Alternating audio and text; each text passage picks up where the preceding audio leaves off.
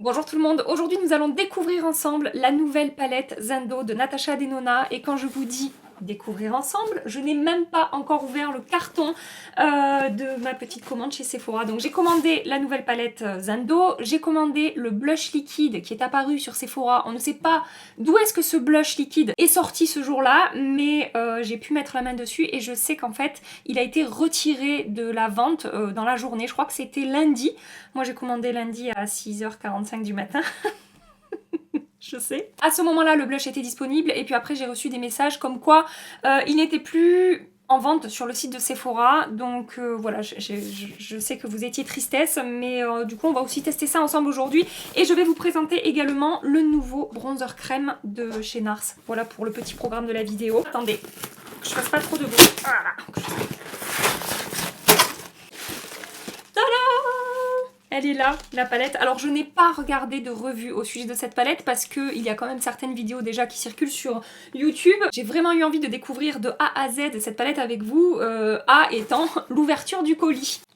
Je déballe. Alors, montre-moi ce que tu as dans le ventre. Oh, visuellement elle est jolie quand même. Elle est vraiment très très jolie. En tout cas, la color story, comme on dit, me plaît beaucoup. On a des tons chauds, des tons froids. Je pense que par rapport à l'harmonie des couleurs, c'est une des palettes de Natasha Denona qui m'a fait le plus vibrer, qui m'a donné le plus envie. Et donc, le blush, ça ressemble presque à un rouge à lèvres en fait au niveau du packaging. Il s'agit des Puff Paint que j'ai pris en teinte tan, il me semble, attendez, c'est pas marqué sur... Oui, c'est ça, c'est la teinte tan, c'est la teinte la plus claire, on va dire. Enfin, c'est pas la plus claire, mais c'était la teinte la plus marronée, en fait. Je vous ai déjà préparé un swatch, et alors je ne sais absolument pas ce qui s'est passé au niveau de ces blushs. On n'en a absolument pas entendu parler sur les réseaux sociaux, même sur le compte Natasha Denona. Il n'y a rien marqué au niveau des promesses, donc juste, je testerai ça avec vous, on verra ce que ça donne. C'est le Liquid Blush Serum, c'est tout ce qu'il y a écrit. Mais on va commencer aujourd'hui avec la nouvelle palette Natasha Denona. Donc, 15 ombres à paupières, elle coûte 69 € sur le site de Sephora. Les codes promo passent sur la marque Natasha Denona. Donc j'ai pu la voir avec moins 25%. On a des mats, des lumineux. On a aussi ces textures apparemment, vous savez, entre la crème et la poudre, qu'on retrouve régulièrement dans les palettes Natasha Denona. On a un grand miroir, voilà, on peut dépoter les fards. Vraiment au niveau du packaging, ça ressemble à la glam, à la bronze. Je vais maintenant swatcher un petit peu cette palette. On va voir ce que ça donne. Je vais faire peut-être quelques swatchs en direct. Ouh, là, le premier fard que j'ai prélevé, c'est le marron ici et c'est justement une texture entre la crème et la poudre. Waouh, écoutez, là pour la pigmentation, je n'ai absolument rien à dire, c'est très très fondant. Je vais swatcher un lumineux, je vais prendre celui-là ici. Je vais vous faire le swatch en direct. Comme ça vous voyez avant moi ce que ça donne. Je suis trop pressée, tout de suite j'enlève ma main pour regarder. Ça a l'air très joli. Après, on n'est pas sur quelque chose hyper intense et opaque. C'est un lumineux métallisé mais avec une intensité bonne mais pas intense. J'ai vraiment envie de swatcher celui-là. Je vous le fais en direct aussi. Ça donne ça. On a une jolie lumière mais une fois de plus, comme pour ce lumineux là, c'est pas ultra métallisé. C'est lumineux, mais j'ai connu plus lumineux chez Natasha Denona. J'ai envie de swatcher cette teinte-là et après je vous ferai tous les autres swatchs d'un coup pour que vous puissiez voir l'harmonie des teintes au niveau des swatchs. Cette teinte Yama que je suis en train de swatcher, c'est un duochrome. On a un petit peu de vert clair, un petit peu de cuivre et de bronze. Et au niveau de l'opacité, j'aurais tendance à dire que peut-être on est sur un topper ou quelque chose un petit peu en transparence. Je swatch toutes les teintes et je reviens tout de suite avec vous. Allez, voilà au niveau des swatchs, donc ce que ça donne, j'ai commencé ici et j'ai fini ici. Donc, ça swatch plutôt bien. Au niveau des mats, bon, je n'ai absolument rien à dire. Au niveau des swatchs, j'ai l'impression qu'on est sur la qualité habituelle de chez Natasha Denona. Et au niveau des lumineux, je trouve qu'on a plus de fards irisés que de fards métallisés. Au niveau des métallisés, je trouve qu'on a celui-ci qui a quand même une belle lumière.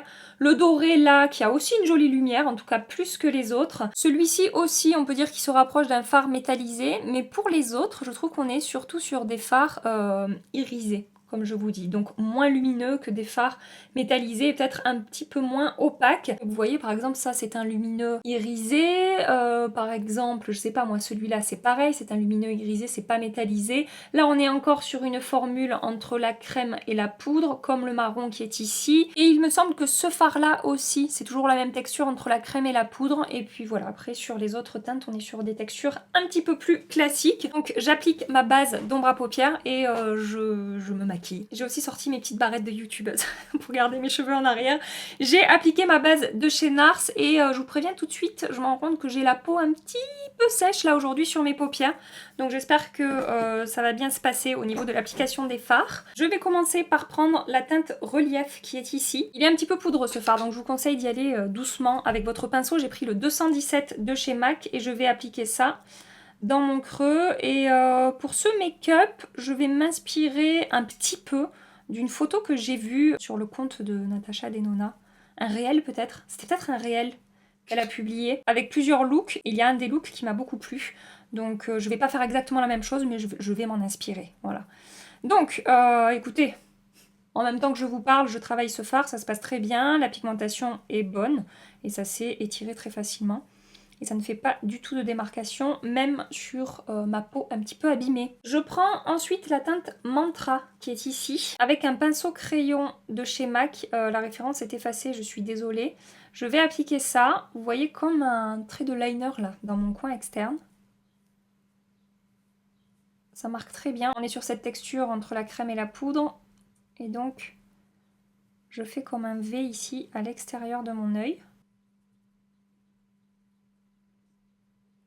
J'étire cette ombre dans mon creux de paupière et j'estompe un petit peu les bords. C'est pas grave si je déborde un petit peu sur ma paupière mobile. Je vais venir arranger tout ça après. Et je prends un petit pinceau précis estompeur que j'ai eu dans des palettes Dose of Colors et je vais, avec le premier mat que j'ai appliqué dans mon creux, estomper un petit peu les bords de cette teinte. Alors je veux pas remonter la matière, je veux juste flouter la démarcation.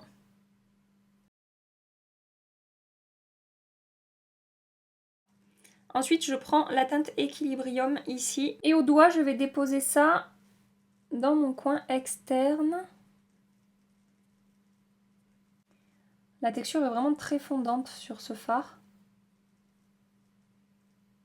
Et avec un petit pinceau précis, c'est le Get Lippy de Beauty Bay. Je vais déposer la teinte pour être un petit peu plus précise au niveau du coin externe quand je rejoins la teinte Mantra que j'ai appliquée juste avant. Voilà. Et je réintensifie un petit peu au doigt. Après, ce que j'aurais pu faire aussi, si je veux plus d'intensité, c'est d'humidifier un pinceau pour appliquer ce fard. C'est ce qu'elle dit, hein. Elle dit au pinceau, vous aurez une intensité moyenne. Et ensuite, au doigt ou avec un pinceau humidifié, vous aurez une intensité plus forte. Ensuite, je vais prendre la teinte Flow qui est ici. Toujours au doigt, que j'ai nettoyé sur mon chiffon que j'ai devant moi, comme toujours. Je vais l'appliquer sur le centre de ma paupière mobile.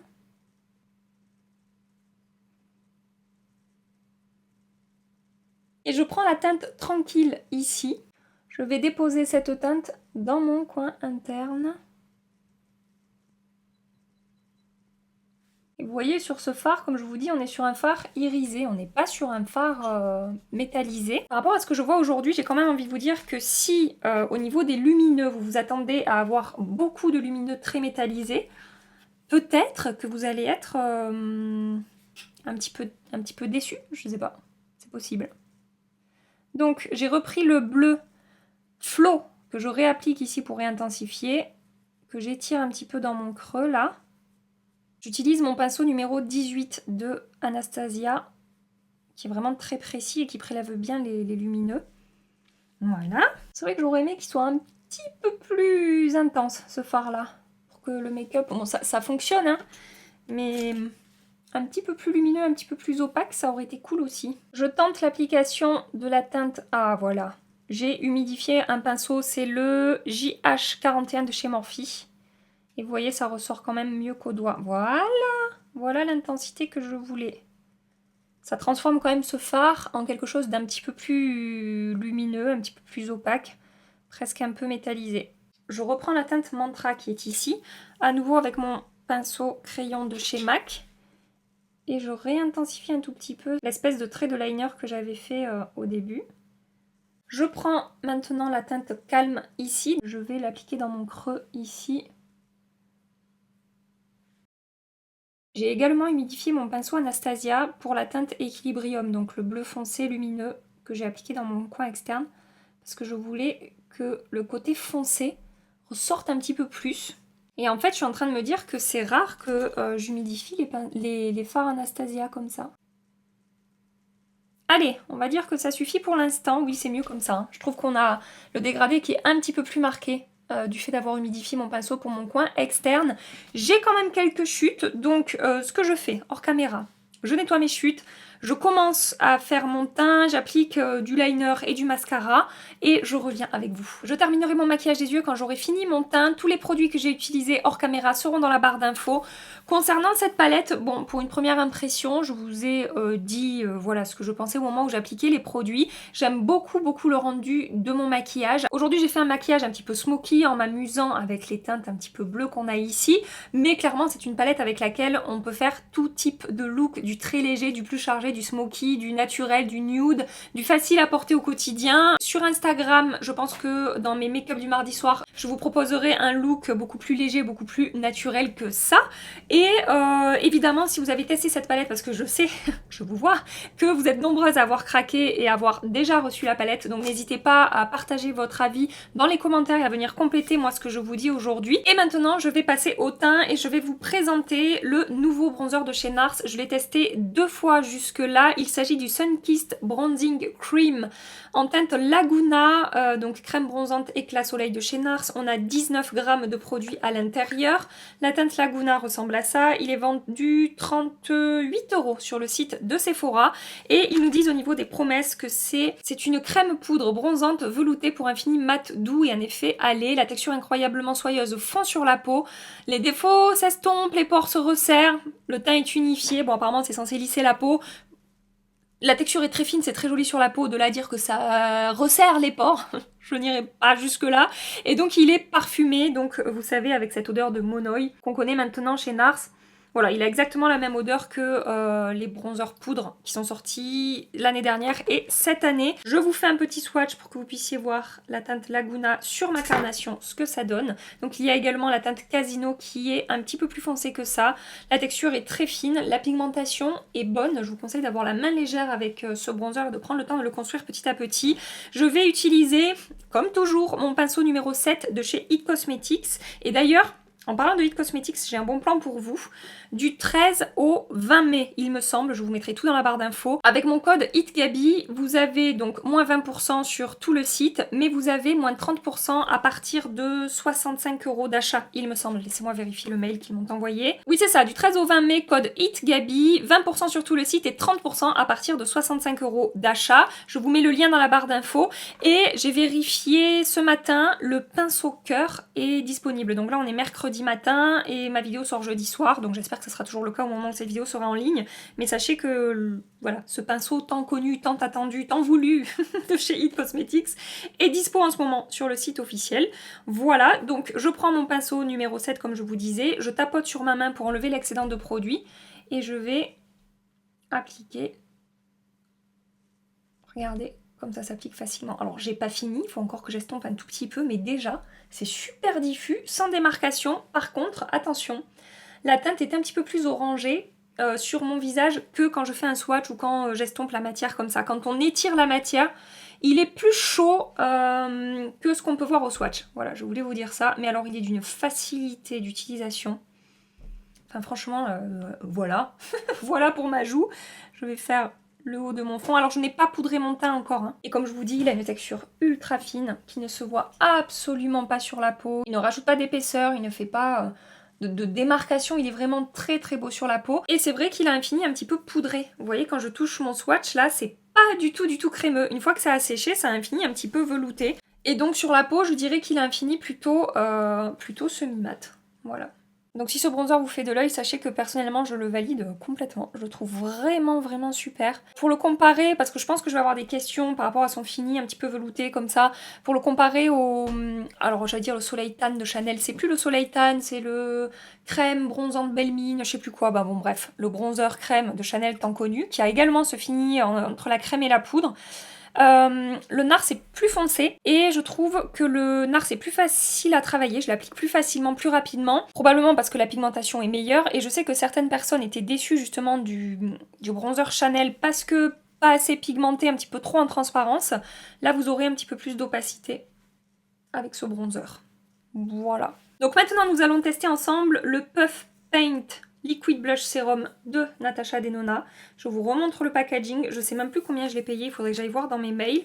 Donc l'applicateur, c'est un petit embout mousse. Enfin petit, pas si petit que ça, mais c'est un embout mousse.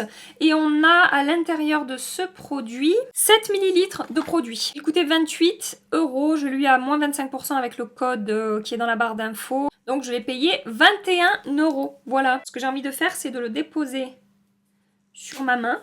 Comme ça, là, vous voyez, c'est un blush un petit peu chaud beige pêche. Je prends un autre pinceau, numéro 7 de It Cosmetics. Je prélève au pinceau sur ma main directement.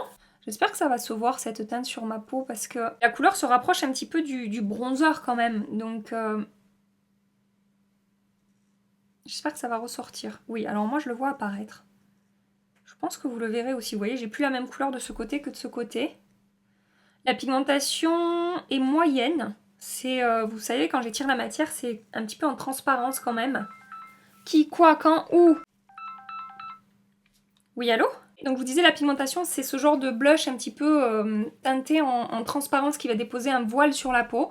Par contre, ça s'est appliqué super facilement. Pour un blush avec un rendu naturel effet seconde peau, ça fonctionne. Il a un fini également mat, en fait semi-mat. Il n'a pas une texture crème, ça va pas laisser un côté crémeux un petit peu collant sur la peau. Je pense que ça se voit au niveau de la lumière que ça m'apporte et au niveau du rendu sur ma peau. Pour une première impression, ça se passe bien avec ce blush. Hein. J'ai rien de négatif à dire, je trouve que le rendu est joli sur la peau, facile à appliquer.